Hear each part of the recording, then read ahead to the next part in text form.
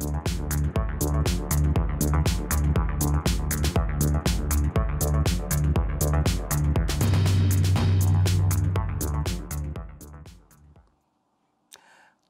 নয়, ক্ষমতাকে প্রশ্ন করাই গণমাধ্যমের কাজ।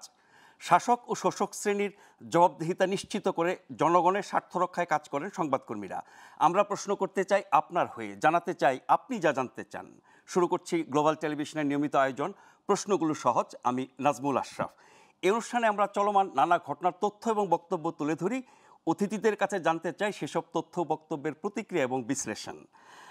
আমাদের আজকের আলোচনার বিষয়, প্রবাসীদের ভোট দেওয়া নিশ্চিত করতে 3টি পদ্ধতি নিয়ে আগাচ্ছে নির্বাচন কমিশন। সেগুলো হচ্ছে পোস্টাল ব্যালট পদ্ধতি, অনলাইন পদ্ধতি এবং প্রক্সি ভোটিং। সব প্রক্রিয়া শেষ করে সম্ভব হলে প্রক্সি ভোটিং পদ্ধতিটি মোটামুটিভাবে স্বল্প পরিসরে তারা এটি কার্যকর করতে চান এবং বাকি দুটি পদ্ধতি পরীক্ষামূলকভাবে বাস্তবায়ন করতে চায় নির্বাচন কমিশন। আমাদের আজকের আলোচনার বিষয় প্রবাসী বাংলাদেশিদের ভোট দেওয়ার 3 পদ্ধতি। এ নিয়ে আলোচনার জন্য আমাদের স্টুডিওতে আছেন সাবেক সংসদ সদস্য এবং বিএনপির স্বনির্ভর বিষয়ক সহসম্পাদক নীলুফার চৌধুরী মনি। মনি আপা, আপনাকে স্বাগত জানাচ্ছি। এবং আমাদের সাথে আছেন গণসংহতি আন্দোলনের প্রধান সমন্বয়কারী জনাব জুনায়েদ সাকি। আপনাদের দুজনকে স্বাগত জানাচ্ছি। নির্বাচন কমিশন এই 3টি পদ্ধতি নিয়ে, প্রবাসীদের ভোট দেওয়ার ব্যাপারে যে 3টি পদ্ধতি নিয়ে তারা কাজ করছে, সেটি নিয়ে আমরা একটা প্রতিবেদন দেখে নিয়ে আলোচনাটা শুরু করব।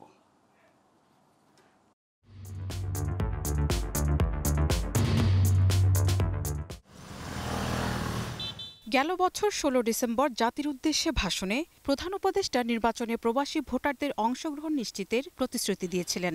অবশেষে আগামী জাতীয় সংসদ নির্বাচনে প্রবাসী বাংলাদেশিদের ভোট নিশ্চিতে পদক্ষেপ নিয়েছে নির্বাচন কমিশন।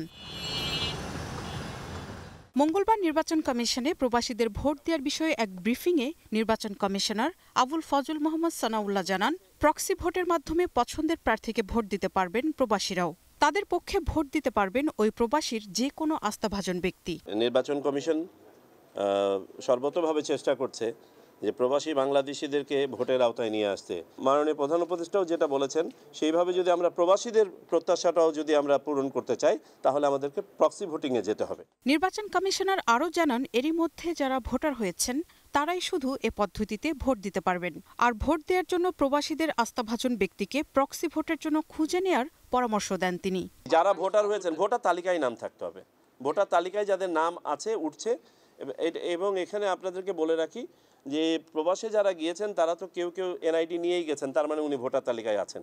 এর আগে প্রবাসীদের ভোটের জন্য পোস্টাল ব্যালট পদ্ধতির প্রচলন ছিল, তবে এটি একটি অচল পদ্ধতি বলেও জানান নির্বাচন কমিশনার। বর্তমান যে পোস্টাল ব্যালট সিস্টেমটা আছে প্রবাসী বাংলাদেশি ভোটারদের জন্য, এটি একটি অচল সিস্টেম। যে কারণে আমরা গত দ্বাদশ জাতীয় সংসদ নির্বাচনেও দেখেছি একটি ভোটও এখানে কাস্ট হয় নাই বিদেশ থেকে। তবে প্রক্সি ভোট পদ্ধতি চূড়ান্ত করার আগে নেওয়া হবে অভিজ্ঞদের মতামত। সিদ্ধান্ত চূড়ান্ত হলেই 40টি দেশে অবস্থানরত প্রবাসীদের জন্য প্রক্সি ভোট বাস্তবায়নের পরিকল্পনা রয়েছে নির্বাচন কমিশনের। Marufa Kamal, global television, Dhaka. মনে আপা, প্রবাসীদের ভোট দেওয়ার দাবি তো বহুদিনের। যে পদ্ধতিটি ছিল পোস্টাল ব্যালট, এটি উন্নত দেশে আছে, সেটি কমিশন বলছে যে খুব একটা কার্যকর ছিল না। সেটি সহ অনলাইন এবং প্রক্সি ভোটিং, যেটার উপরে বেশি সম্ভাবনা দেখছেন তারা প্রক্সি ভোটিং। প্রক্সি ভোটিংয়ের কি কি সমস্যা বা ঝুঁকি হতে পারে বলে মনে করেন? ধন্যবাদ আপনাকে। যারা শুনছেন আমার শুভেচ্ছা অভিনন্দন, আমার সহ-আলোচককে শুভেচ্ছা। দেখেন, আমি দেখছিলাম প্রামাণ্যচিত্রটি, যেখানে দাঁড়ানো ছিল সাংবাদিকরা বা অন্য যারা, তারাও মিটিমিটি হাসছিল, আমার নিজেরও হাসি পাচ্ছিল যে আমরা কোন দেশে এসে উপনীত হলাম। সারা বিশ্বে আমি এরকম শুনিনি যে প্রক্সি ভোট কেউ কাউকে দেয়, সেখানে গণতন্ত্র থাকে। তো গণতন্ত্রের দরকার নাই। প্রক্সি ভোটই যদি দেয় তাহলে শেখ হাসিনাই তো ছিল, সে একবারে 20 কোটি মানুষের 18 কোটি মানুষের ভোটটা নিয়ে দিতে পারছে। এটা তো এক ধরনের প্রক্সি ভোট না? আপনার ভোট হয়ে গেছে, বাড়ি চলে যান, এটা তো প্রক্সি। একজন দিয়ে দিয়েছে, তাহলে ভোটটা তো হয়েছে। আপনি দেখেন সিইসি 24-এর ভোটে 1 ঘন্টা আগে বললো 27%, 1 ঘন্টা পরে বললো 41%। এটা কোন ভোট ছিল? এটা তো প্রক্সি ভোটই ছিল। কেউ না কেউ তো দিয়েছে। তো মানুষজন কেউ ছিল না, ভোট দিতে কেউ যায় নাই, কিন্তু ভোট হয়ে গেছে। তা এই যে ফাজলামো, এটা এক ধরনের ফাজলামো করা হলো গণতন্ত্রের সাথে। দুষ্টুমি করা হলো গণতন্ত্রের সাথে। এই জন্য এত মানুষের রক্ত দিয়ে দেশটাকে বারবার স্বাধীন করা হয় না। এই একটা দেশ গণতন্ত্রের জন্য, বৈষম্যকে দূর করার জন্য, শুধুমাত্র গণতন্ত্রের জন্য, যে আমি সমানে সমান, আমিও যা আরেকজন উনিও তাই, এটার জন্য পাকিস্তান থেকে বাংলাদেশ হয়েছে। তারপর আবার স্বৈরাচার শাসকের হাত থেকে বাঁচানোর জন্য আবারও আপনার 90 আবার স্বাধীন হয়েছে, আবারও 24-এ অনেক রক্তের বিনিময়ে আপনার আবারও এই দেশটা একটা জায়গায় এখনো যায় নাই, যাওয়ার পথে। যদি এই ধরনের দুষ্টুমিগুলো করা হয় তাহলে আমি বলবো যে সরিষার মধ্যে যদি ভূত থাকে তাহলে তো আর ভূত তাড়াতে পারবেন না সরিষা দিয়ে, অন্য কিছু দিয়ে তাড়াতে পারেন। এই যে সরকারটা, এই সরকারের মধ্যেই আপনার পতিত স্বৈরাচারের ভূত নিহিত আছে। যারা এই ধরনের কথাগুলো বলছে, আনছে, কি কারণে আনছে তাদেরকে বুঝিয়ে বলতে হবে। আপনি বলেন আমি বিদেশে, আমি ভোটটা দিতে পারলাম না, আমার ভোট আপনি, আমি যদি আপনাকে নাজমুল ভাই এটা বলি, যাকে অথরাইজ করবে সেই দিতে পারে। নো, আমি এটা যদি বলি, একজন এরকম বাংলাদেশে এরকম নজির আছে, এক চেয়ারম্যান ফেল করেছে এক ভোটে, পরে জানা গেল তার স্ত্রী তাকে ভোট দেয় নাই। যে স্ত্রী তাকে ভোট দেয় না সেই স্ত্রীকে আপনি কিভাবে বিশ্বাস করবেন? বা যে স্বামী তাকে ভোট দেয় না সেই স্বামীকে আপনি কিভাবে বিশ্বাস করবেন? ভোটটা কিন্তু অন্যরকম একটা ফিলিং, অন্যরকম। যে আমি আমার প্রতিনিধি অন্য মার্কায় অন্য প্রার্থীকে দিতে পারে, সেটা দিতে পারে, তার কথা যে শুনতে হবে তা তো না। সেই ভোটটা কেন বেচা হয়ে যেতে পারে। সেই ভোটটা যে আদৌ দিবে, আপনি মনে করেন যে যারা বলছে এই মুহূর্তে নির্বাচনের সময় না, এখন সংস্কারের সময়, এই মুহূর্তে নির্বাচনের সময় না, এখন আগে পতিত সরকারের বিচারের ফাঁসির সময়। ফাঁসিটা আপনি কিভাবে দিবেন? পাখি তো ফুরুত, আপনি ফাঁসি দিতে চাচ্ছেন, আচ্ছা ফাইন। তারাই এই প্রক্সি ভোটটার উদ্যোক্তা আমার যা মনে হয়। কারণ ভোট হলে তো তারা ভোট পাবে না। এটা আপনার ফেসবুক টুইটার না যে মোবাইলে একটা টিক করে শব্দ দিলেন, যতবার টাচ করলেন অতবার ওকে হয়ে গেল, এটা তা না। এটা যে আমার ভোটটা আমি দিব, যাকে খুশি তাকে দিব। তাহলে যে ভোটটাকে নিয়ে এত ষড়যন্ত্র, যে ভোটটাকে নিয়ে এত এত অস্থিরতা, যে ভোটটাকে নিয়ে এত রক্ত, সেই ভোটটাকে আপনি প্রক্সিতে ফেলে দিলেন।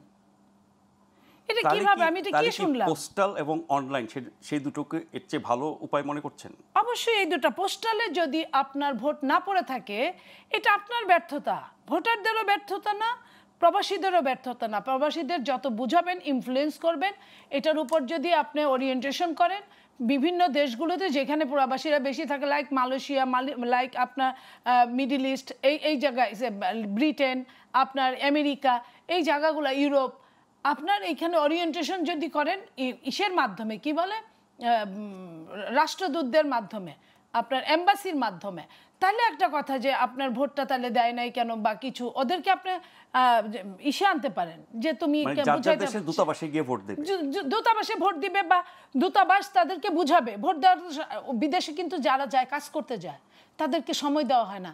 তাহলে সময়, কাজের বাইরে কোন টাইমটা তাদের জন্য থাকবে? একটা টাইম তো থাকবে, যে টাইমটা, যেমন ধরেন যে দেশে রাতের বেলা ওদের দিন, তারা দিতে পারবে, ওদের রাতে আমাদের দিন ভোট দিতে পারলো সুন্দর মতো। যে দেশের সঙ্গে 2 ঘন্টা 3 ঘন্টার ব্যবধান, 1 ঘন্টার ব্যবধান, হাফ আওয়ারের ব্যবধান, তারা কিন্তু দিতে পারবে না ওইভাবে, তার চাকরি অফিস করে। আরেকটা যেটা হয়, অনলাইনে যদি করে, সে যেখানে থাকলো সেখানে একটা দিয়ে নিল, সেটা হলো। সেখানেও তো ফেকের একটা ব্যাপার থাকে, সেখানেও ফেকের একটা ব্যাপার থাকে। তো সেইখানে পোস্টাল ভোট যদি ব্যালট সারা বিশ্বে চলে, যেটা সেইখানে আপনার যেটাকে উনি অচল বলছেন, আপনি বলছেন সেটাকে সচল করলে বরং সবচেয়ে ভালো উপায়। অচল তো এক সময় নারী ভোটও ছিল, নারীদের তো কোনো ভোট ছিল না। এখন কি নারীরা প্রায় অর্ধেক। অচল তো কত মানুষেরই ভোট, যারা ভোট দিতে চায় তাদের ভোটটা অচল বাংলাদেশের প্রেক্ষাপটে। যারা কখনোই ভোট দিতে চায় না, তারাই এক একজনে এক এক বান্ডিল করে ভোট দেয়। 2 বছরের বাচ্চা, 1.5 বছরের বাচ্চা, 7 বছরের বাচ্চা, তারা কিন্তু শত শত ভোট দেয়। এরকম নজির বাংলাদেশে আছে। সো এই অচলটা ইসিকে প্রমাণ করতে হবে কোনটা অচল আর কোনটা সচল। সচলকে ওনারা যদি অচল বানিয়ে রাখে, এইখানে তারা যদি চায় আমাদের প্রবাসীরা ভোট দিক, আমরাও চাই, কারণ তাদের অবদান এই দেশে অনেক, আমরা চাই তারা ভোট দিক। নির্বাচন কমিশন, এই কমিশন এখনকার বাস্তবতায় তারা তো সুষ্ঠু নির্বাচনের জন্য বদ্ধপরিকর, বলছেন, কাজ করছেন, সবই ঠিক আছে। তারা তো মানে কোনো সরকারের অধীনে না, রাজনৈতিক সরকারের অধীনে না যে কারো ইচ্ছা বাস্তবায়ন করতে হবে। ফাইন, আপনার কথা, তারা অধীনে না, আমিও জানি, এটা হলো কাগজের লেখা। তারা কাগজের বাইরে যেটা সত্যিকার অর্থে ফলপ্রসূ করে সেটা যদি তারা না হয়, তাদের তো এই ধরনের কথা আসে না প্রক্সি ভোটের কথা। আমি সত্যি অবাক হলাম যে প্রক্সি ভোট বলতে কোনো, আপনি কি আপনার ভোটটা দিবেন আপনার কাউকে?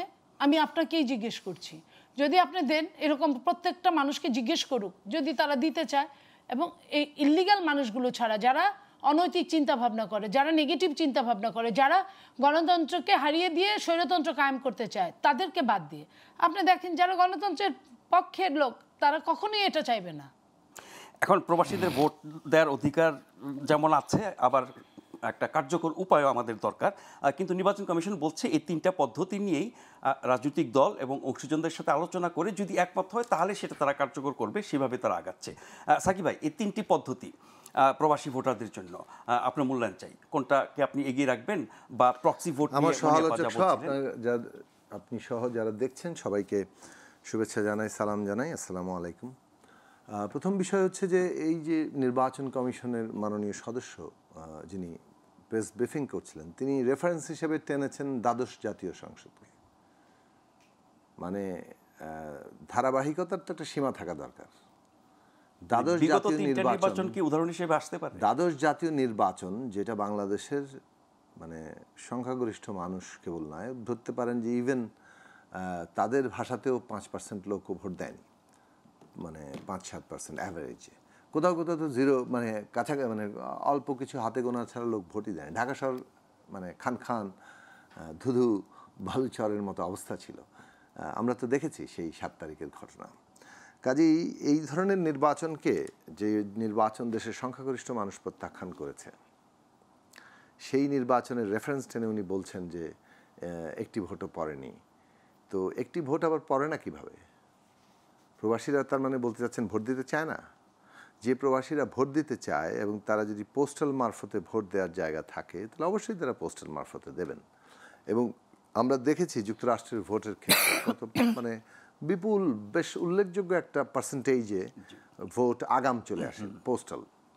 তাহলে আপনাকে ভোট তো পোস্টাল ওই দিনের ব্যাপার না, এটা তো আপনাকে 15 দিন আগে থেকে ডিক্লারেশন দিতে হবে, কিংবা অ্যাটলিস্ট 10 দিন আগে আপনাকে দিনক্ষণ ঠিক করা থাকবে যে আপনি 10 দিন আগে থেকে এত মানে আপনি পোস্ট করতে পারবেন, এবং একটা সার্টেন টাইমের মধ্যে পোস্ট শেষ, অর্থাৎ পোস্টটা এসে পৌঁছাতে হবে।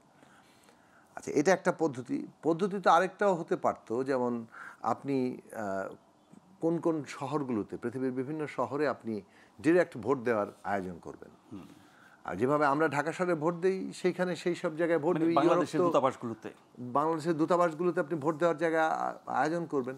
যেসব জায়গায় দূতাবাস নেই সেখানে কাছাকাছি জায়গাতে ব্যবস্থা হবে, এবং তারা পোস্টালের ব্যাপারে উদ্যোগ নেবেন। সো এই যে মাল্টি পদ্ধতির জায়গা আছে, সেই পদ্ধতি, অর্থাৎ আপনি সরাসরি প্রত্যক্ষভাবেও ভোট কেন্দ্রে গিয়ে ভোট দিতে পারছেন, পোস্টাল দিতে পারছেন। যেহেতু পোস্টাল সার্ভিসের ভোট দেওয়ার ব্যাপারটি একই দেশের মধ্যেই কার্যকর আছে। যুক্তরাষ্ট্রে আপনি সরাসরি ভোট দিতে পারেন, আপনি ভোট কেন্দ্রে যাবেন না, আপনি আগাম ভোট পোস্টাল সার্ভিসে দিয়ে দিলেন।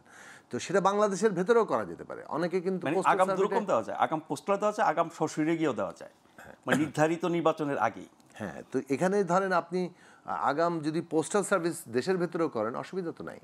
যদি আপনি 15 তারিখ থেকে নির্বাচনের 15 দিন আগে, 10 দিন আগে থেকে আপনি পোস্টাল ভোটের ব্যবস্থা দেশের ভিতরেও করা যেতে পারে। প্রশ্ন হচ্ছে যে ওই আমরা যেহেতু প্রবাসীদের নিয়ে আলোচনা করছি, আমরা প্রবাসীদের মধ্যে পোস্টাল সার্ভিস চালু আছে, সেটাকে জোরদার করা দরকার, এফেক্টিভলি করা দরকার। 2 নম্বর হচ্ছে সরাসরি প্রত্যক্ষ ভোটের ব্যবস্থা করা যেতে পারে দূতাবাসগুলোতে।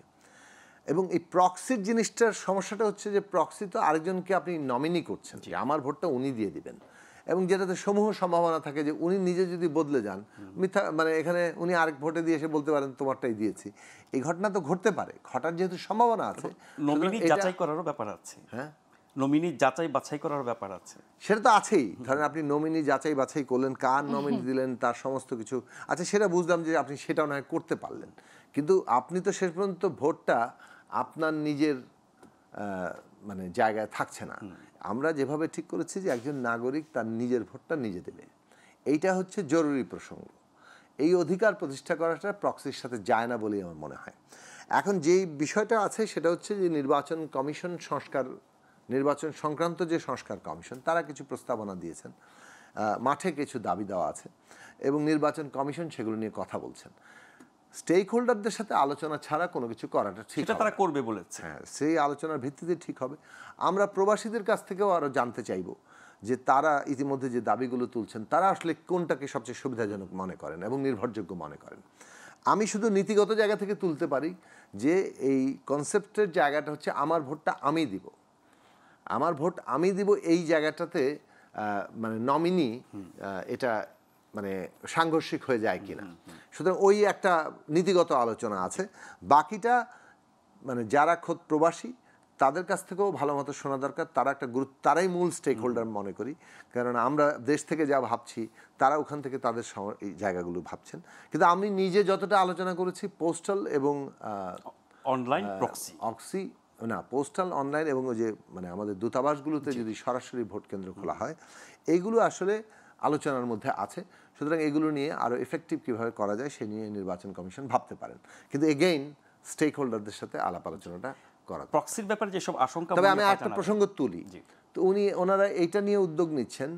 কিন্তু ইন্টারেস্টিংলি আমরা দেখলাম যে রাজনৈতিক দল নিবন্ধনের জন্য যে ওনারা আবার আহ্বান করেছেন এবং 20 এপ্রিল পর্যন্ত আবেদনপত্র করেছেন। এই রাজনৈতিক দল নিবন্ধন আইনটা হয়েছিল 2007-08 সালের সরকার আমলে। তখন ছিল 10টি থানা, তারপরে হচ্ছে আপনার 10টি জেলায়, হ্যাঁ 10টি জেলায় অফিস থাকতে হবে, 1/3 থানায় না 50টি থানায়, সরি 10টি জেলা 50টি থানায় আপনার অফিস থাকতে হবে এবং একটা কমিটি থাকতে হবে। তো এইটা ছিল তখনকার ব্যবস্থা। এরপরে আওয়ামী লীগ ক্ষমতায় এসে এইগুলোকে তারা করলো হচ্ছে 1/3 জেলায় অফিস থাকতে হবে, কমিটি থাকতে হবে, 100 থানায় 200 করে মেম্বার থাকতে হবে, তার মিনিমাম 20,000 মেম্বার আপনার থাকতে হবে এবং তাদের সমস্ত নাম ঠিকানা মানে সব কিছু হয় নাই। এই বিধান যে চেঞ্জ হয়নি, প্রথমে তারা বলেছিলেন যে এই বিধানটাতে তারা নতুন যে প্রস্তাব তার ভিত্তিতে তারা করতে পারেন। এখন এইটা তো গুরুত্বপূর্ণ প্রশ্ন। এখানে তো যে ব্যবস্থা আগের বিধানে করা হয়েছিল সেখানে সরাসরি বিদ্যমান যে সংবিধান আছে সেই সংবিধানকে লঙ্ঘন করা হয়েছে। আপনি যদি দেখেন যে স্বতন্ত্র প্রার্থীর যে বিধান রাখা হয়েছে সেই বিধান সরাসরি সংবিধান লঙ্ঘন করে। সেখানে রাজনৈতিক দল গঠনের জন্য যেভাবে আপনি সদস্য সংগ্রহ করছেন, তার তথ্য গ্রহণ করছেন, পুরো প্রক্রিয়ার মধ্যে আসলে এটা নাগরিকের অধিকারের অনেকগুলো হরণের জায়গা আছে। তো এখন এইটা রাজনৈতিক, আপনি বলতে চাচ্ছেন যে সংস্কার কমিশনের প্রস্তাবগুলো বাস্তবায়নের পরে এই কাজগুলো করা, বাস্তবায়নের পরে না। আপনি এই যে আইনটা নিয়ে বিরোধ ছিল, যে আইনকে গণবিরোধী বলা হয়েছে, সেই আইন বহাল রেখে মানে আপনি সংস্কারের জায়গাটা যাচ্ছেন কোথায়? আপনার তো উচিত হচ্ছে যে এইটা যেগুলো অ্যাডমিনিস্ট্রেটিভ অর্ডারে চেঞ্জ করা যায়। রাজনৈতিক দল নিবন্ধনের প্রশ্নটি মানে একটা গণতন্ত্রের প্রশ্ন। সুতরাং রাজনৈতিক দল নিবন্ধন করবে গণতান্ত্রিক, যথাসম্ভব গণতান্ত্রিক উপায়ে। সেইটা করার জন্য আপনি আইন এমনভাবে রাখবেন না যাতে করে আইন অধিকার হরণ করে, সাংবিধানিক অধিকার হরণ করে। সেই সব জায়গাগুলো কিন্তু অ্যাডমিনিস্ট্রেটিভ চেঞ্জের জায়গায় যাওয়া যায়। ফলে ওইটা নিয়ে দ্রুত আলাপ আলোচনার প্রসঙ্গ নির্বাচন কমিশনের দিক থেকে প্রয়োজন ছিল, যে নির্বাচন কমিশন রাজনৈতিক দল নিবন্ধন আইনটাকে নিয়ে পলিটিক্যাল পার্টি সহ সকল স্টেক হোল্ডারের সাথে আলাপ করে সেইটা বদলের প্রশ্নে ন্যূনতম যে ঐক্যমত্য তৈরি হয় সেইটাকে অ্যাডমিনিস্ট্রেটিভ অর্ডারে নিয়ে যেয়ে তারা এই কাজটা করতে পারতেন। তাহলে মানে আমরা যে কথাগুলো বলে আসলাম, আজকে আমাদের 6 বছর করতে হয়েছে, মানে এটা হয়রানির শিকার হতে হয়েছে। আমরা 5ই আগস্টের পরে কোর্টে গিয়ে একটা ফয়সালা পেয়েছি। মানে এই যে রাজনৈতিক দল নিবন্ধন আমরা পেয়ে গেছি বলে আর বাকি দলের অধিকার হরণ হোক এটা আমরা চাই না। অনেক দলকে আমরা দেখেছি তারপরে নিজেদের আর অন্যের বেলায় আর কোনো খেয়াল থাকে না। কিন্তু এইটা খুব গুরুত্বপূর্ণ প্রশ্ন। আপনি যখন সমাজ এবং রাষ্ট্রের গণতান্ত্রিকীকরণ চাইবেন তাহলে প্রত্যেকের অধিকার প্রতিষ্ঠা করা দরকার, এবং অন্যদের অধিকার প্রতিষ্ঠা করতে গেলে রাজনৈতিক দল নিবন্ধন আইন, যেটা একেবারেই রাজনীতি নিয়ন্ত্রণের উদ্দেশ্যে করা হয়েছিল, সেইটা বহাল রেখে তার উপরে আয়োজন করছেন। মানে এইগুলোর তো কোনো এটা কোনো গণতান্ত্রিক আচরণ কিংবা আমরা সংস্কারের পথে যাচ্ছি সেটা মনে হয়। ডিসেম্বরের মধ্যে নির্বাচনের দাবি আপনাদের। গতকাল প্রধান নির্বাচন কমিশনারও বলেছেন যে তারা এই ডেডলাইনটা মিস করতে চান না, তারাও ডিসেম্বরের মধ্যেই চান, সেই জন্য অক্টোবরে তফসিল ঘোষণা করতে চান। এই পরিকল্পনা নিয়ে তারা আগাচ্ছেন। আরও অনেকের অনেক রকমের বক্তব্য আছে নির্বাচন নিয়ে, কিন্তু ডিসেম্বরের মধ্যে নির্বাচন করতে হলে যেসব পরিবর্তন সংশোধনের কথা উঠে আসছে, সাকিব ভাই কিছুটা বলছিলেন, তাহলে কি এই ডেডলাইন মেনটেন করা সম্ভব হবে? দেখেন, ডিসেম্বরের মধ্যে নির্বাচন সরকার বলেছে অনেক বিপদে পড়ে যাও বা বলেছেন, তারপরে একটা সময় এই সরকার যখন ডক্টর ইউনূস ছিল, যখন তার কেউই ছিল না বলার, তখন আমি তার পক্ষে কথা বলতাম, কি সংসদে কি বাইরে, অ্যাজ এ আমাদের দেশের একজন কৃতি সন্তান হিসেবে। কিন্তু দুঃখজনক যে যখন যে বা যারা লঙ্কায় যেই যায় তার নামে রাবণ হয়। উনি সর্বশেষ যে বিবিসিতে উনি সাক্ষাৎকার দিয়েছেন, উনি কিন্তু সেইখানে তবে, যদি, অথবা এই ধরনের কথাগুলো বলেছেন। তাতে শুধু তাই না, ওনার ছত্রছায়ায় কিছু নতুন দল টল হয়েছে, তারা যে ধরনের কথা বলেন, যেভাবে কথা বলেন, কোনো বিস্ময়সূচক চিহ্ন না, কোনো প্রশ্নবোধক চিহ্ন না, স্ট্রেইট দাড়ি দিয়ে কথা বলা শিখে গেছেন যারা। তো তারা দাড়ি দিয়ে যেভাবে কথা বলেন, এবং 2 দিন আগে যারা সরকারে ছিলেন, 2 দিন পরে সরকার থেকে নেমেই যে ধরনের কথা বলা চলছে, অথবা আমরা যদি সেনাপ্রধানের, নতুন দলটির কথা বলছেন, আপনি ধরে নেন যে যারা ক্ষমতায় ছিল, এখনো ক্ষমতার সাথেই তো আছে, আপনি ঘোষিত বা অঘোষিত, আমরা তো তাই দেখছি। লাল গালিচা, কার্পেট, সম্বর্ধনা তো ক্ষমতারই একটা অংশ। অথবা আমি যদি সেনাপ্রধানের বক্তৃতাগুলোর কথা বলি, সব মিলে যদি আমি একটা মালা গাঁথার চেষ্টা করি, আমি কি মনে করি না যে এখানে প্রচুর প্রচুর প্রচুর ষড়যন্ত্র চলছে এই দেশটাকে নিয়ে? সেই দেশের ষড়যন্ত্র কোথায় গিয়ে দাঁড়ায় সেটাই তো একটা প্রশ্ন। কারা ষড়যন্ত্র করছে? কারা ষড়যন্ত্র করছে, এই হ্যান্ডসগুলো কিন্তু আপনিও জানেন, আমিও জানি। আমরা বাতাসে বাস করি, বাতাস কিন্তু ধরতে পারি না, দেখতে পারি না, বাট বাতাস ছাড়া আমাদের চলে না।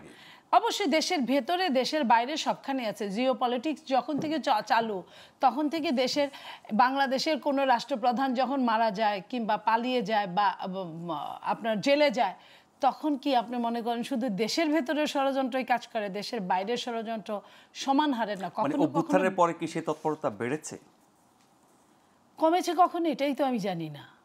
বাড়লো কতটা এটা আমি বলতে পারবো না, কিন্তু কমেছে কখন এটাই আমি জানি না। সো এত ষড়যন্ত্রের মধ্যে আমরা ভাসমান।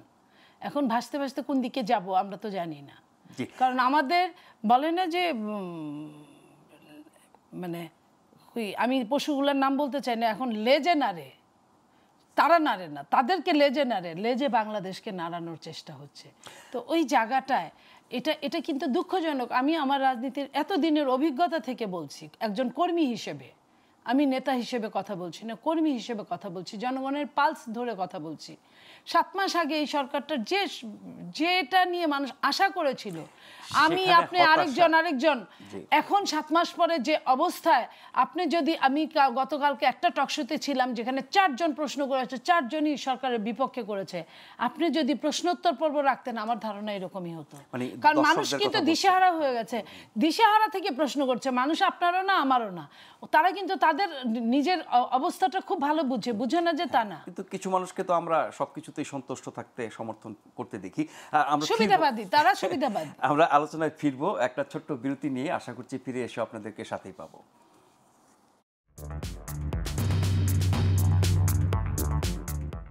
ধন্যবাদ আমাদের সাথে থাকবার জন্য। আপনারা দেখছেন গ্লোবাল টেলিভিশনের নিয়মিত আয়োজন প্রশ্নগুলো সহজ। আজ আমরা কথা বলছি প্রবাসী বাংলাদেশিদের ভোট দেওয়ার 3 পদ্ধতি নিয়ে। আমাদের সাথে আলোচনায় আছেন নীলুফা চৌধুরী মণি, সাবেক সংসদ সদস্য এবং বিএনপির স্বনির্ভর বিষয়ক সহ সম্পাদক, আছেন জনাব জোনায়েদ সাকি, গণসংহতি আন্দোলনের প্রধান সমন্বয়কারী। সাকি ভাই, আমরা নির্বাচন আলোচনায় ঢুকে পড়েছি এবং প্রবাসীদের ভোট দেওয়ার বিষয় নিয়ে শুরু করেছিলাম। নির্বাচন নিয়ে প্রতিদিনই কেউ না কেউ কিছু না কিছু কথা বলছেন। গতকালও আমরা ডিসেম্বরের মধ্যে নির্বাচন নিয়ে নির্বাচন কমিশন, প্রধান নির্বাচন কমিশনারের বক্তব্য নিয়ে আলোচনা করেছি। একই দিনে মানে গতকাল জনাব নাহিদ, এনসিপির আহ্বায়ক, তিনি রাজনৈতিক দলগুলোর উদ্দেশ্যে বলেছেন যে আপনারা বিচার ও সংস্কার পেছানো রাজনীতি করবেন না, বিচার ও সংস্কারের প্রতি ঐক্যমত্য পোষণ করুন, নির্বাচন আমরা আপনাদের করে দিতে সহায়তা করব। তার মানে হচ্ছে বিচার এবং সংস্কার, এ দুটো কি বাকিরা চায় না এই এনসিপি ছাড়া? তারাই এটার উপরে জোর দিচ্ছে আর বাকি সবাই শুধু নির্বাচনের মধ্যে আছে। আমাকে জি সাকিব, আপনাকে। দেখুন, আমাদের কথা তো আসলে নতুন করে বলার কিছু নেই, এগুলো নিয়ে তো আমরা ইতিমধ্যে আমাদের অবস্থানগুলো পরিষ্কার করেছি। এখন আপনারাও টেলিভিশন মিডিয়া আছেন, বিভিন্ন বিষয়ে প্রসঙ্গ তোলেন একজনের কথার রেফারেন্সে। আমার মনে হয় যে ওর নাহিদের বক্তব্যের ব্যাখ্যা তো নাহিদ নিজেই দেবেন। আমরা যেভাবে মনে করি সেটা হচ্ছে যে দেখুন, আমাদের অনেকগুলো সংস্কার নির্বাচনের জন্য দরকার। যেমন আমি মনে করি যে এই যে নির্বাচন রাজনৈতিক দল নিবন্ধন আইন, এইটা অ্যাডমিনিস্ট্রেটিভ অর্ডারে সংস্কার হতে পারে। এরকম অনেকগুলো প্রসঙ্গ আছে যে প্রসঙ্গগুলো এই সরকার অ্যাডমিনিস্ট্রেটিভ অর্ডারেই করতে পারে, যেগুলো বিষয়ে ঐক্যমত্য আছে। আমরা একটা পদ্ধতি বলেছি, কিন্তু পদ্ধতিটা হচ্ছে কনসেনসাস। এখন এই কনসেনসাসের পদ্ধতিতে দেখুন, নির্বাচন কমিশন সংস্কার প্রস্তাব দিয়েছে, নির্বাচন কমিশন সংক্রান্ত কিংবা ব্যবস্থা সংক্রান্ত যে সংস্কার কমিশন, তারা সংস্কার প্রস্তাব দিয়েছে, সংবিধান দিয়েছে, এবং প্রত্যেকটি কমিশনই তাদের প্রস্তাব দিচ্ছে। এর বাইরেও যদি কোনো সংস্কার বিষয়ক প্রস্তাব থাকে, সেগুলো রাজনৈতিক দলগুলো তুলতে পারে, এবং এর মধ্যে একটা মোটামুটি কনসেনসাস তৈরির একটা পদ্ধতিও তারা তৈরি করছেন। সেই পদ্ধতি নিয়েও সমালোচনা হতে পারে, জাতীয় ঐক্যমত্য কমিশনের এই পদ্ধতি প্রস্তাব নিয়েও হয়তো অনেকে আলোচনা তুলতে পারে। বাট আলটিমেটলি সকলে সর্বসম্মত কোন কোন বিষয়ে, এগুলোর একটা জায়গা তৈরি হবে। আবার কোনগুলো বিষয় নিয়ে এখনো দ্বিমত আছে, এগুলোর আর একটা তালিকা তৈরি হবে। সর্বসম্মত যেগুলো, সেগুলোর কোনগুলো অ্যাডমিনিস্ট্রেটিভ অর্ডারে সম্ভব, কোনগুলোর জন্য, যেমন ধরেন সংবিধান, এটা আপনি অ্যাডমিনিস্ট্রেটিভ অর্ডারে চেঞ্জ করতে পারবেন। বলেছেন যে দুঃখিত, সভাপতি যিনি জাতীয় ঐক্যমত্য কমিশনে, যে সংবিধান পরিবর্তন ও অর্ডিন্যান্সের মাধ্যমে করা সম্ভব না। এটা অর্ডিন্যান্সের মাধ্যমে তো অনেক কিছু করা সম্ভব, সেটা সংবিধান বদলানোটা অর্ডিন্যান্সের মাধ্যমে আসলে এটা সকলের সম্মত না হলে এটা করা যায় ঠিক হবে না, এবং এটা টেকসই জিনিস না। সংবিধানের মতো জিনিস যেহেতু এটা পিপলের উইল আকারে আছে, পিপলের ইচ্ছা, অভিপ্রায়ের প্রকাশটি পিপলের ইচ্ছা এবং অভিপ্রায়ের উপরই করতে হবে। রাজনীতি তো কোনো না কোনো পদ্ধতিতে চলবে। আপনি তো অনেক কিছুই করতে পারেন, সব কিছু করা যদি বৈধ হয় তাহলে তো আসলে কোনো বিধানের প্রয়োজন হয় না। যে কোনো কিছু করাই যদি বৈধ হয়ে যায় তাহলে সেটার প্রয়োজন হয় না। এখন এটা বিভিন্ন রকম বিভিন্ন মত থাকবে। আমাদের রাজনৈতিক যে ধারণা তৈরি হয়েছে তাতে মোটামুটি সংবিধান এবং কাঠামোগত প্রশ্নগুলোর জন্য নির্বাচন লাগবে। যারা এটা মনে করেন না তারা এটা মনে নাই করতে পারেন, কিন্তু এটা মানেই তার মনে না করাই সকলের মত, এটা ভাবাটা ঠিক হবে না। সুতরাং প্রত্যেকের স্টেক হোল্ডারের মতগুলোকে বিবেচনার মধ্যে নিতে হবে, এবং সেই বিবেচনার মধ্যে থেকে আমাদের সর্বসম্মত জায়গাটা খুঁজতে হবে। এটা ডেমোক্রেসি, এবং এইটা পরীক্ষাটা আসলে ইলেকশনের মধ্যে দিয়ে হবে। এখন ইলেকশনে যদি মনে করেন যে হ্যাঁ আমরা অনেকগুলো মত কোনো দল মানছে না বলে আজকে সংস্কার হচ্ছে না, তখন ওটা আপনি নির্বাচনী প্রচারণায় নিয়ে যেতে পারবেন। এখন এইভাবেই রাজনীতি এগোতে হবে। আমরা একটা ঐক্যের জায়গাটা রক্ষা করব, যেসব জায়গায় দ্বিমত হবে সেটা নিয়ে জনমত সৃষ্টি করব। এই পদ্ধতির বাইরে যদি অন্য কোনো পদ্ধতি কেউ অ্যাপ্লাই করতে যান, সেটা করার এখতিয়ার তাদের কেউ দেয়নি, আমার মনে হয় না রাজনৈতিক কিংবা কোনো পক্ষই দেয়নি। ফলে জনগণকে ছাড়িয়ে গিয়ে কেউ যদি কোনো ওভার এক্সারসাইজ করতে চান তাদের নিজেদের ইচ্ছা বাস্তবায়নের, সেটা জনগণ ঠিক গ্রহণ করবে না, এটুকুই আপাতত বলে রাখলাম। ফলে ইলেকশন ইজ মানে যেমন নির্বাচনের জন্য সংস্কার দরকার, সংস্কারটাকে সম্পন্ন করার জন্য নির্বাচন দরকার। দুইটার মধ্যে বিরোধ তৈরি করার অর্থই হচ্ছে কোনো না কোনোভাবে অন্য কোনো মানে ইচ্ছা বা প্রস্তাবনা তৈরি করার চেষ্টা করা। ফলে আমরা যে জায়গাটা পরিষ্কারভাবে পজিশন নিচ্ছি সেটা হচ্ছে যে ইলেকশনের আগে যে সমস্ত প্রশ্নগুলো অ্যাডমিনিস্ট্রেটিভ অর্ডারে সম্ভব এবং যেগুলো সর্বসম্মত সেগুলো করে ফেলা ভালো। আমি ইতিমধ্যে একটা প্রসঙ্গ নিয়ে আলোচনা করেছি।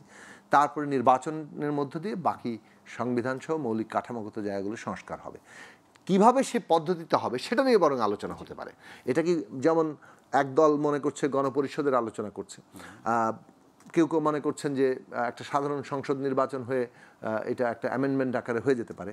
আমরা বলছি এখানে সংবিধান সংস্কার পরিষদ গঠন করা দরকার, কারণ আমরা আসলে সংবিধানটাকে পুরো বদলাতে, সেটা কি গণপরিষদেরই একটা ভিন্ন রূপ?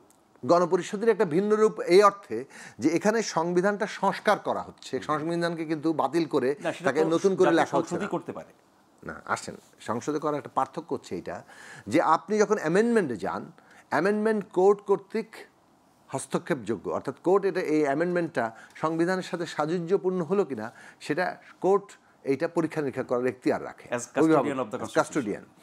কিন্তু যখন আপনি সংবিধান সংসদ কিংবা পরিষদ গঠন করেন, অর্থাৎ কনস্টিটিউশন রিফর্ম অ্যাসেম্বলি করেন, তখন এটা আসলে এই রিফর্মের এখতিয়ারটা আপনি জনগণের কাছ থেকে নিচ্ছেন, এবং এই রিফর্মটা করা মধ্য দিয়ে অ্যাজ এ জনগণের অভিপ্রায় আকারে তখন এই রিফর্ম কনস্টিটিউশনটা হয়ে যায় যার অভিভাবকত্ব করবে হচ্ছে কোর্ট। কোর্ট এটাকে প্রশ্ন না করে কোর্ট এটার অভিভাবকত্ব কিংবা এটাকে ডিফেন্ড করবে।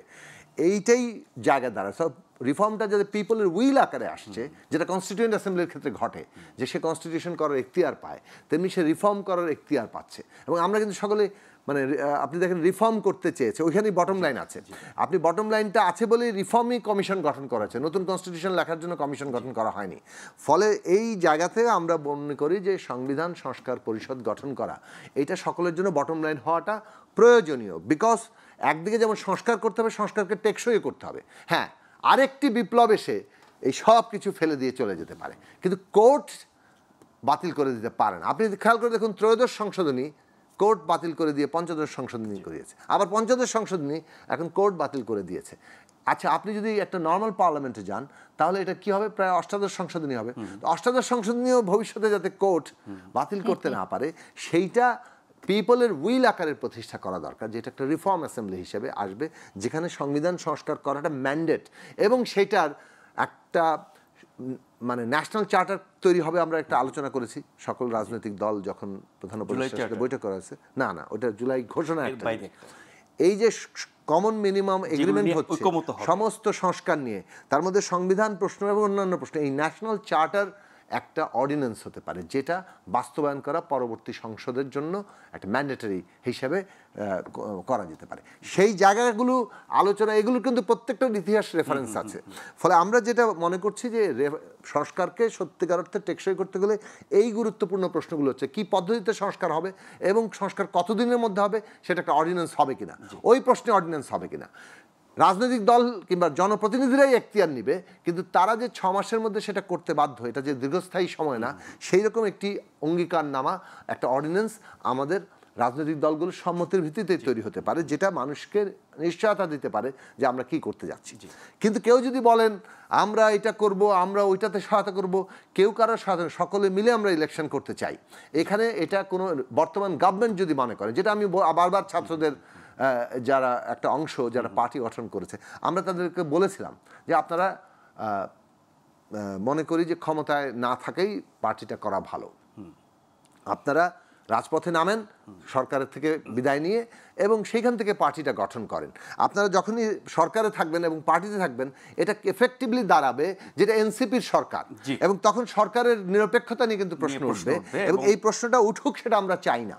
এই কারণে আমরা বারবার বলছি যে আলোচনাটা ওই জায়গাতেই আমরা সীমাবদ্ধ করি, যে কিভাবে আমরা কতটুকু সংস্কারের সর্বসম্মতি তৈরি হচ্ছে, বাকিগুলো আমাদের আকাঙ্ক্ষা হিসেবে থাকছে, এবং সেই সর্বসম্মত সংস্কার প্রস্তাব নিয়ে আমরা কি পদ্ধতিতে সেটা বাস্তবায়ন করব, কতদিনের মধ্যে করব, এগুলো হচ্ছে এখনকার আলোচনার বিষয়। সেরকম একটি সমাধান জাতীয় ঐকমত্য পরিষদের মাধ্যমে নিশ্চয়ই আপনারা প্রত্যাশা করছেন। মনিয়াপা, জুনেদ ভাই চমৎকারভাবে জিনিসটা বুঝিয়ে দিলেন, কিন্তু আমাদের নতুন দল, প্রজন্ম, নতুন রাজনীতিবিদ, তারা যখন সংস্কার, নির্বাচন, বিচার এগুলো নিয়ে কথা বলেন, তখন মনে হয় যে তাদের কাছে নির্বাচনের চেয়ে বাকি দুটো বেশি গুরুত্বপূর্ণ। আবার বিচার এবং সংস্কার অবশ্যই গুরুত্বপূর্ণ, সংস্কার অনেক বেশি গুরুত্বপূর্ণ ভালো নির্বাচন, ভালো গণতন্ত্রে ফিরে যাওয়ার জন্য। কিন্তু তাদের বক্তব্যে কি এই বিষয়গুলো স্পষ্ট হয়, নাকি আপনি তাদের নির্দিষ্ট কোনো এজেন্ডা ভিত্তিক বক্তব্য বলে মনে হয়? দেখেন, এটা তাদের নির্দিষ্ট এজেন্ডা ভিত্তিক বক্তব্যই, তারা একদম প্রলাপ বকছেন এই মুহূর্তে। এই কারণে বলবো যে এই সময়টা হঠাৎ নতুন একটা দল এখনো রেজিস্ট্রেশন পায় না, এই সময়টায় নির্বাচন দিলে তাদের জন্য সমস্যা হতে পারে। তাদের ঢাকায় যতটুকু বা তাদের মানুষজন আছে, অন্যখানে কিন্তু সেইটা মোফাসলে যে তাদের লোকজন খুব কম। মানে 6 মাস 9 মাস 1 বছর পেছালে কি তার আমূল পরিবর্তন হয়ে যাবে? না, তারা 6 মাস 9 মাসের পেছানোর কিন্তু জায়গায় যায় নাই। আপনি খেয়াল করেন একটা জায়গায় যে তারা বলছে সম্পূর্ণ সংস্কার শেষ হলে, এই সম্পূর্ণ সংস্কার বলতে কি বুঝে, এটাই আসলে আমাদের একটা ব্যাপার যে সংস্কার কতদিনের সংস্কার, তো চলমান, এটা ধারাবাহিকভাবে হতেই থাকবে। তো তারা কি সংস্কার বোঝায়, যেটা সাকিব ভাই বললেন যে মেন সংস্কারগুলো যেটা সংশ্লিষ্ট, কিন্তু তারা তো তা বলে না, তারা সংস্কার বলে। তারা কিন্তু একবারও বলে না যে সংশ্লিষ্ট সংস্কারগুলো শেষ হয়ে, তারপরে তারা কি বলে যে বিচার, শেখ হাসিনার বিচার না, শুধু ফাঁসি না হওয়া পর্যন্ত। বাংলাদেশের প্রেক্ষাপটে একজন আইনের ছাত্রী হিসেবেও আমি এটুকু বলতে পারি যে এক একটা মামলা কত দিন পর্যন্ত চলে আপনি বলেন, যদি মেরিট থাকে তারপরেও। আর রাজনৈতিক মামলাগুলো এটা মেরিট না থাকলেও টেনে টুনে নিতে পারে, কিন্তু এটা রিভিউ পর্যন্ত যেতে হয়, তো আপনার কবে এই বিচারের ফাঁসি হবে, তারপরে এগুলাকে গুরুত্ব দিলেই দেওয়া। ওখানে তাদের একটা পয়েন্ট আছে, তারা কেন এটাকে বেশি গুরুত্ব দিচ্ছে, কারণ অন্যেরা মানে আপনার দল বা অন্য অনেক দল তারা এই বিচার সংস্কারের চেয়ে নির্বাচনকে বেশি গুরুত্ব দিচ্ছে, সেই কারণে তারা জিনিসটাকে উল্টে দিচ্ছে। আচ্ছা, আমি আপনাকে একটা কথা বলি ভাই, এই রেভুলেশনটা তো নির্বাচনের কারণেই। এক দফাটা কখন হলো? এক দফা এর আগে কিন্তু ওইটা কিন্তু পতিত সরকার মেনে নিয়েছে। আপনার কি কোটায় কিন্তু তাদের আর কোনো সমস্যা ছিল না, যে একটু যা কোটাটা আছে এটা কিন্তু দরকার, আমরাও মনে করি। তো তাদের আর কোনো সমস্যা ছিল না। তারপরে এক দফাটা কিসের জন্য? স্বৈরাচারিতার জন্য। স্বৈরাচার কিসের জন্য হয়েছে? নির্বাচন না হওয়ার জন্য। নির্বাচন হয় নাই, ভোট দিতে পারে নাই মানুষ, তাদের ভোট দিতে পারে নাই। মানুষকে ভয়ের রাজত্ব কায়েম করেছে, যাতে ভোটটা, মেন জিনিসটা তো ভোট, কারণ অরিজিনাল যদি ভোট হয় এই স্বৈরাচার কোনো দিন টিকতে পারবে না, জনগণ তাকে ভোট দিবে না। সেই জন্যই একটা মিথ্যা কথার জন্য তাকে লক্ষাধিক মিথ্যা কথা বলতে হয়েছে এবং সেই শূন্যস্থানগুলো পূরণ করতে হয়েছে। তো সেইটাকে কেন্দ্র করে যদি হয়, আসলো কি আপনার ইন্ট্রিম গভর্নমেন্ট। এই ইন্ট্রিম গভর্নমেন্ট তো অনেকটা কেয়ারটেকার গভর্নমেন্টের মতোই।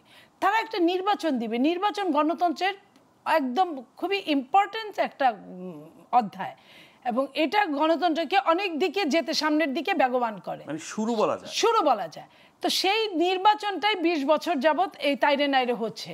তো এই তাইরে নাইরে নির্বাচনটা একটা সঠিক নির্বাচনে রূপ দেওয়ার জন্য তারা আসবে। এর আগে কিন্তু কেয়ারটেকার গভর্নমেন্ট 2-3 বার সফলভাবে নির্বাচন পরিচালনা করতে পেরেছে। হ্যাঁ, কিছুটা সমালোচনা সবখানে সবসময়ই হয়, সংখ্যালঘিষ্ঠ, সেটা নিয়ে আমরা কথা বলছি না, বিচ্ছিন্ন ঘটনা নিয়ে। বাট তারা কিন্তু ইলেকশনটা করতে পেরেছে। জনগণ কিন্তু ভোট দিতে এসেছে, জনগণের স্বতঃস্ফূর্ততা ছিল, জনগণ ঈদের মতো ভোটটাকে উপভোগ করেছে। সেইখানে এই কেয়ারটেকার গভর্নমেন্টের মতোই তো ইন্টারিম গভর্নমেন্ট। তাহলে তাদের 7 মাস চলে গেছে অলরেডি ভাই, আর কতদিন চলে যেতে হবে? বিএনপি কিন্তু বলে নাই যে 7 মাসের মধ্যেই দাও। বিএনপি আরও 4-5 মাস পরে বলেছে যে জুন জুলাইতে চাইলে সরকার ভোট দিতে পারে, ইলেকশনের ডেট দিতে পারে। তো এখন সরকার বলেছে নভেম্বর ডিসেম্বর, কিন্তু তারপরে আবার বলেছে যদি তবে ইত্যাদি ইত্যাদি। এখন কথা হলো যে যারা নতুন দল হয়েছে তারা জনগণের কাছে যায় নাই, তারা জনগণের কাছে একদম নতুন। জনগণ যেটুকু তাদেরকে মনে করতে ভোট দিতে পারা যায়, আজকে আপনি বলেন, আমি আপনাকে প্রমাণ দিচ্ছি, একটা ঢাকা কলেজে গতকালকে একটা ইফতার পার্টি হয়েছে। সেই ইফতার পার্টিতে প্রত্যেকটা বান্ডিলের মধ্যে লেখা ছিল বসুন্ধরা গ্রুপের নাম। প্রত্যেকটা বান্ডিলে আপনার মিনিমাম 1 থেকে 2,000 টাকার মধ্যে ইফতার সামগ্রী ছিল, এবং সেটা 1500 ইফতারের প্যাকেট পাঠানো হয়েছে বা করা হয়েছে। একটা ব্যবসা প্রতিষ্ঠান খাওয়াতে পারে। আপনি বলেন ব্যবসা প্রতিষ্ঠানগুলা কারা? আপনি কাকে খাওয়াতে পারে? আপনার স্বচ্ছতা, রাজনীতির মধ্যে কিন্তু স্বচ্ছতা থাকে, একটা হিসাবের ব্যাপার আছে। তারা কিন্তু বলেছে আমরা খারাপ লোক, আমরা যারা আগে রাজনীতি করেছি তারা তো ভালো মানুষ, তারা আয় ব্যয়ের হিসাব দেয় না কেন? তারা এই যে এত শান শৌকতপূর্ণ অফিসে তারা থাকছে, তারা এত গাড়ি ব্যবহার করছে, তারা এত ডিসিকে দিয়ে রিকোজিশন করে গাড়ি নিচ্ছে, তারা এত প্রশাসনের লাল গালিচা সম্বর্ধনা নিচ্ছে, তারা বলে না কেন? তার মানে তারা কিন্তু এইভাবে করলে, আমরা কিন্তু চাই তারা বেঁচে থাকুক, তারা ভালো রাজনীতি করুক, আমাদের মধ্যে থাকুক। এবং বিএনপির সঙ্গে অনেক কথাই এখন হচ্ছে না যে তা না, কিন্তু তাদের এই সমালোচনাগুলো করলে তাহলে তো যা আগে ছিল তাই হবে, তাহলে তো তাদের আর কোনো তফাৎ থাকলো না। তাইলে তারা কিন্তু তাদের অবস্থানটা বুঝে, আমি যে কথায় আসছিলাম, সেই বুঝে কিন্তু তাদের যে অবস্থান থাকবে না ফাইনালি, যে বাংলাদেশের জনগণ একজন প্রখ্যাত চোরও মনে করে তার প্রতিনিধি, জনপ্রতিনিধিটা যেন ফেরেশতা হয়, সেইখানে তারা নির্বাচন করলে কি করবে? গাজীপুরের মতো হবে। গাজীপুরের যে ঘটনা হয়েছে প্রত্যেকটা প্রত্যন্ত অঞ্চলে তাই হবে। তারাও তো নির্বাচন করতে চায় এবং সেজন্যই আমরা তো চাই তারা নির্বাচন করুক, কিন্তু তাদের নির্বাচন করার জন্য 4 বছর আগায় আনতে হবে। আপনি বলেন এটাও একটা কারণ। নিশ্চয়ই 4 বছর আগায় আনতে হবে, 17 বছরে ভোটের ব্যবস্থা করতে হবে।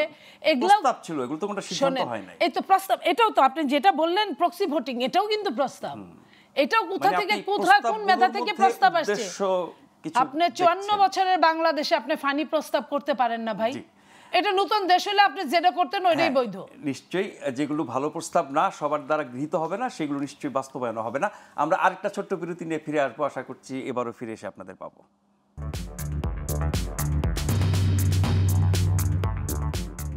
ধন্যবাদ আমাদের সাথে থাকবার জন্য।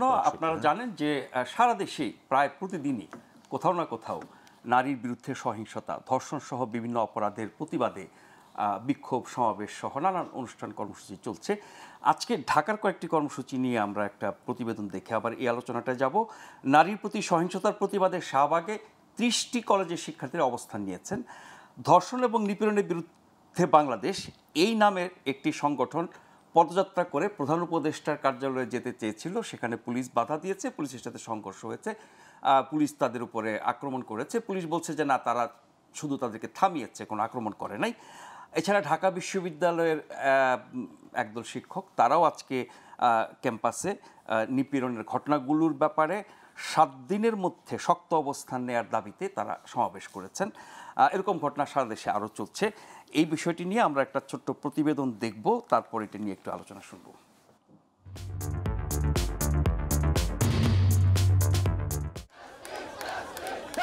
মঙ্গলবার বেলা 11:30 থেকে ছোট ছোট মিছিল নিয়ে শাহবাগ জাতীয় জাদুঘরের সামনে অবস্থান নেন রাজধানীর 30টি শিক্ষা প্রতিষ্ঠানের শিক্ষার্থীরা। এ সময় শিক্ষার্থীদের ধর্ষণ বিরোধী বিভিন্ন স্লোগানে উত্তাল হয়ে ওঠে আশপাশের এলাকা। শিক্ষার্থীরা এই কর্মসূচির নাম দিয়েছে সকাল সন্ধ্যা অবস্থান কর্মসূচি। দেশ জুড়ে আশঙ্কাজনক হারে ধর্ষণ বেড়ে যাওয়ার প্রতিবাদে ও দোষীদের সর্বোচ্চ শাস্তি, মৃত্যুদণ্ড নিশ্চিতের দাবিতে 30টি কলেজের উদ্যোগে এই কর্মসূচি পালন করে তারা।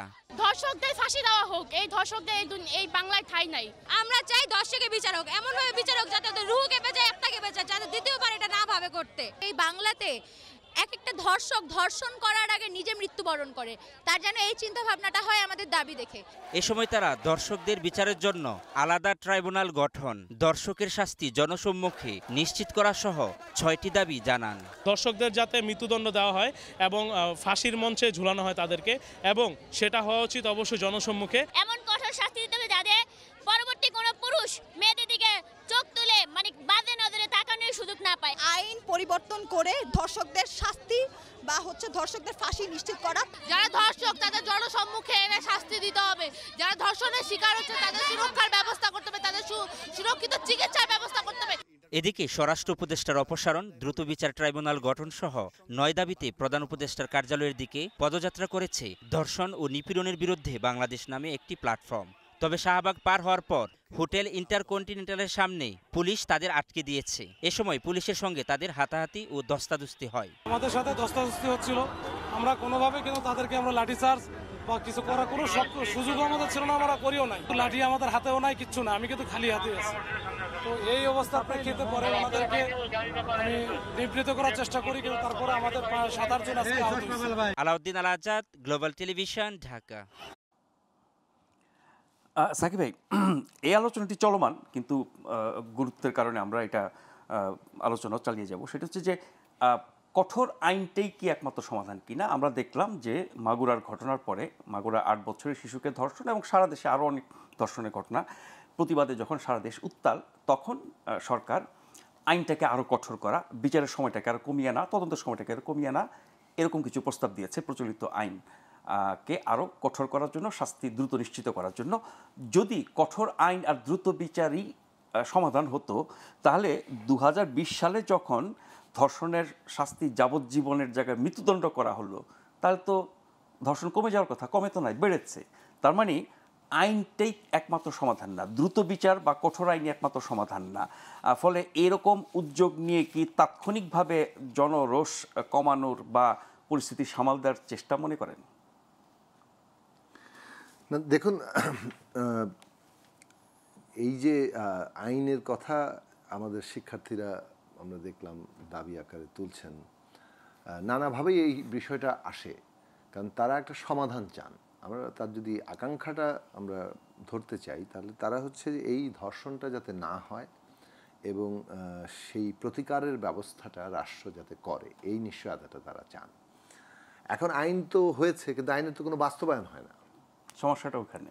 সমস্যাটা হচ্ছে যে মানে আইন শৃঙ্খলা বাহিনী থেকে শুরু করে কোর্ট পর্যন্ত পুরো প্রশাসন এইটার ব্যাপারে যে তাদের সংবেদনশীলতা দরকার, মানে যারা অপরাধী তারা যাতে কোনোভাবে পার না পেতে পারে তার জন্য ব্যবস্থা তাদের নেওয়া দরকার।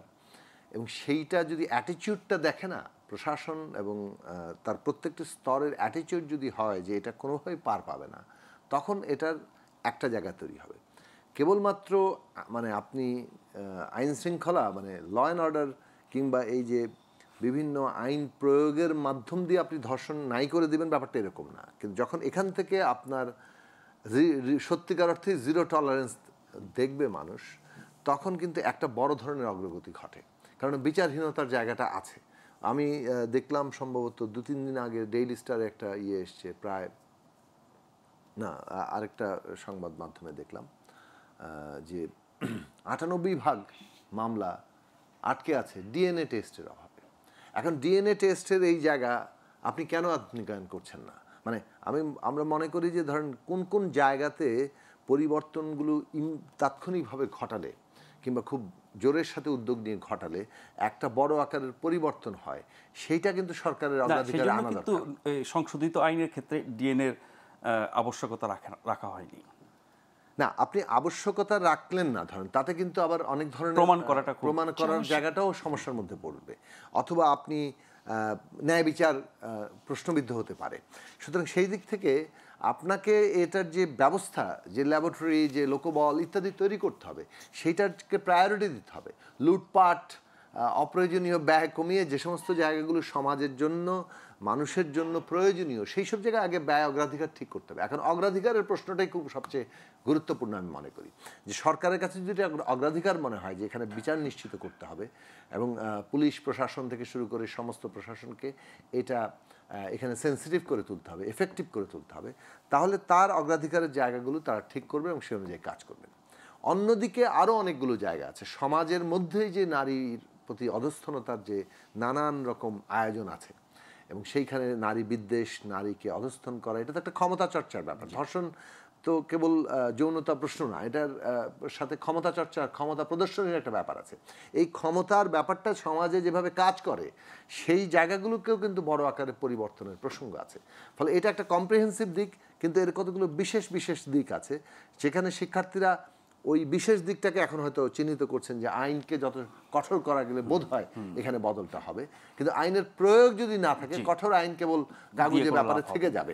ফলে আবার আইনের কঠোরতার চাইতে, মানে ফাঁসির চাইতে, পুরো বিষয়টা হচ্ছে যে একটা একজনের ব্যাপারে, এই ধরনের অপরাধীদের ব্যাপারে প্রশাসন, আইন এবং সমাজের একটা জিরো টলারেন্স জায়গা যদি আমরা তৈরি করতে পারি, এটা সমাজ থেকে, মানে এখন যে অবস্থা চলছে সারা দেশে ধর্ষণ বা নারী বিরুদ্ধে সহিংসতার বিরুদ্ধে, এই বাস্তবতা তো সবসময় থাকে না। আবার যখন সবকিছু থেমে যায়, সবার চর্চাগুলো আবার ওই জায়গায়, এখানেই তো সরকারের দায়িত্বের জায়গা।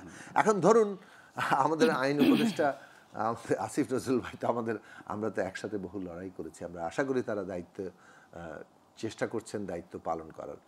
কিন্তু তিনি বললেন যে এইটা মানে কি বলে 7 কর্মদিবসের মধ্যে তদন্তের সময়, বিচারের সময় সবকিছু কমিয়ে আনা, এগুলো বিচারের জায়গা হবে।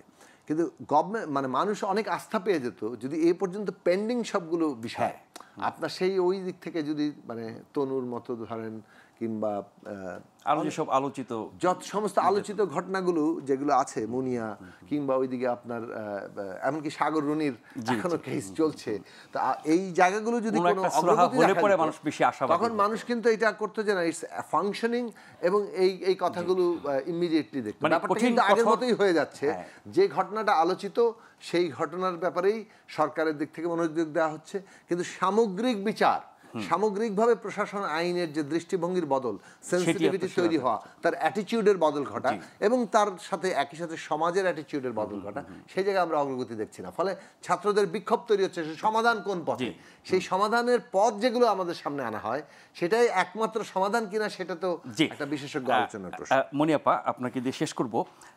একটি সমালোচনা এখন উঠছে যে ধর্ষক বা যে কোনো ধরনের অপরাধী তারা যখন রাজনৈতিক আশ্রয় প্রশ্রয় পায়, ক্ষমতাসীন ক্ষমতাধর ব্যক্তিদের আনুকূল্য পায়, সমাজের নানান রকমের অনাচারের সুযোগ তারা পায়, ফলে এই অপরাধ বাড়ে এবং তারা খালাস পেয়ে যায়। এই যে এখন ধর্ষণ বিরোধী বিক্ষোভ সারা দেশে হচ্ছে, নারী নির্যাতন বিরোধী প্রতিবাদ সারা দেশে হচ্ছে, এর মধ্যে নিশ্চয়ই আপনি দেখছেন বিভিন্ন সংবাদ মাধ্যমে বহু খবর যে সাজা হয়েছিল জামিনে বেরিয়ে এসেছে, বহু বছর ধরে ঝুলে আছে, জঘন্য অপরাধী সে ঘুরে বেড়াচ্ছে, এবং রাজনৈতিক দল যখন ক্ষমতায় থাকে তখন অপরাধীরা অনেক বেশি সুবিধা পায়। তো আমরা তো রাজনৈতিক প্রক্রিয়া, গণতান্ত্রিক প্রক্রিয়া ফিরে যেতে চাই। সেই ক্ষেত্রে এই ধরনের অবস্থার উত্তরণ কি ঘটবে যদি আমাদের রাজনীতির বড় ধরনের পরিবর্তন না হয়? শোনেন, রাজনীতি, আপনার কথা আংশিক সঠিক বলেছেন। রাজনৈতিক দল থাকলে একটা সাপোর্টার একটা শ্রেণী থাকে, অস্বীকার করা যায় না চাইলেই। সে ব্যবসায়ী সিন্ডিকেটই হোক আর ধর্ষক সিন্ডিকেটই হোক, একটাই, ওইখানে কিছু বাধ্যবাধকতা থাকে হয়তোবা। কিন্তু এখন তো কোনো রাজনৈতিক সরকার না। আমি আপনার কথায় যদি আসি, এখন 7 মাসের সরকার কিন্তু রাজনৈতিক সরকার না, কখনোই তারা কোনো রাজনীতি এখানে কেউ ওইভাবে করে নাই। হ্যাঁ, তো সেইখানে প্রথম দিকে 1 মাস 2 মাস কিন্তু এরকম ছিল না, এত বৃদ্ধি পায় নাই। হ্যাঁ, ধর্ষণ চলে আসছে, প্রায় সময় ডোমেস্টিক ভায়োলেন্স বা ন্যাশনাল ভায়োলেন্স এগুলা হচ্ছে, এরিয়া ভায়োলেন্স হচ্ছে, কিন্তু এই 3-4 মাসে আইন শৃঙ্খলা যত অবনতি হচ্ছে আপনি খেয়াল করেন, তত এটার মাত্রাও বেড়ে যাচ্ছে। সব ধরনের আবারও বাসে ধর্ষণ, আবারও আপনার বিভিন্ন জায়গায়, ঢাকা বিশ্ববিদ্যালয়ের মতো জায়গায় আপনার শুধু ধর্ষণ করলেই হয় না, ওই পর্যায়ে চলে যাওয়া কিন্তু এক ধরনের, এটা কিন্তু আরো বড় অপরাধ আমি বলবো। কারণ এটাই রাস্তাটাকে সুদূর প্রসারী করে। একটা বিচারহীনতার জায়গায় 10টা বিচারহীনতার জন্ম নেয়। তো সেই জায়গায় এই সরকার কিন্তু প্রতিবাদ ওইভাবে করতে পারে নাই। সরকারের যখন এই মেয়েটা যখন ঢাকা মেডিকেলে থাকলো, যে 8 বছরের মেয়েটা আমাদের, তখন সরকারের সমাজ কল্যাণ উপদেষ্টা গেলেন, গিয়ে আমিও তখন ছিলাম, আমাদের ঠিক আগে উনি গেলেন এবং বললেন সাংবাদিকদের কাছে, আমি তীব্র নিন্দা জ্ঞাপন করছি। সরকারের হ্যান্ডস যখন নিন্দা জ্ঞাপন করে তখন তো এটা বাড়বেই। তার কি বলা উচিত ছিল, নিন্দা তো আমি আর আপনি জ্ঞাপন করব, আমাদের যে ক্ষমতা নাই, কিন্তু সে তো অ্যাকশনে যাবে, এখন ডাইরেক্ট অ্যাকশন। উনি কিন্তু এই কথাটা বলতে পারে নাই। কেন বলতে পারে নাই, কেন বলেন নাই আমি জানি না, কিন্তু এই জায়গাটাতেই সবকিছু অন্তর্নিহিত। অপরাধীদের ছাড় দিয়ে সরকার, আমি আপনাকে বলি, উপদেষ্টা নিশ্চয়ই অ্যাকশন করার, আমি বলি যেটাই হোক উনি তো বলবে। আমি বলি সমাজ কল্যাণের অনেক দায়িত্ব সাকিব ভাই, এটা ঠিক না, অনেক দায়িত্ব, তারা কখনোই কোনো দায়িত্ব ওইভাবে পালন করে না। এই জায়গাগুলোর দায়িত্ব, মেন দায়িত্ব তাদের।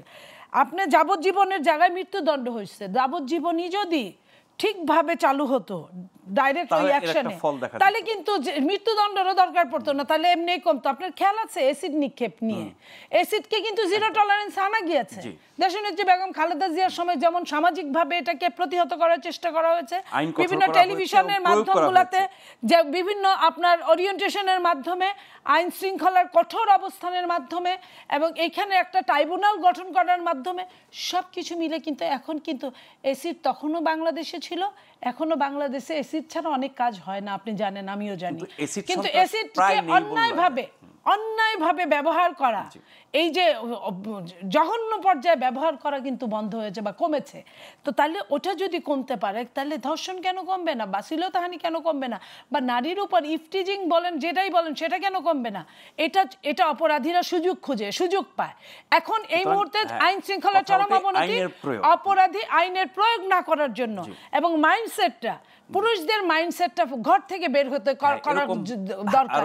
যেহেতু এখানে নারী পুরুষরা কাজ করে, বাবা মারা বাচ্চাদেরকে সঠিক তদারকি করতে পারে না, ছেলে শিশুদের স্কুলও কিন্তু আপনি দেখেন, স্কুলেও কিন্তু ওই ধরনের কোনো শিক্ষা নাই।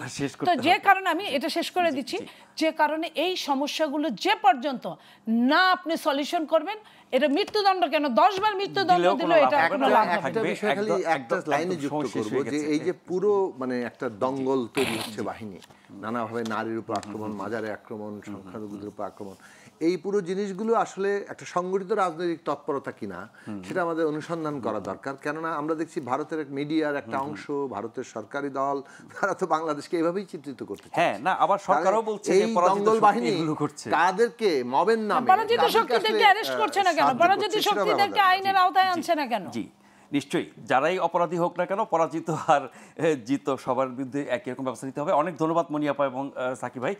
আপনারা যারা অনুষ্ঠান দেখছিলেন শুরু থেকে বা পরে যোগ দিয়েছেন, প্রত্যেককে ধন্যবাদ জানিয়ে আজকের মতো এখানে শেষ করছি।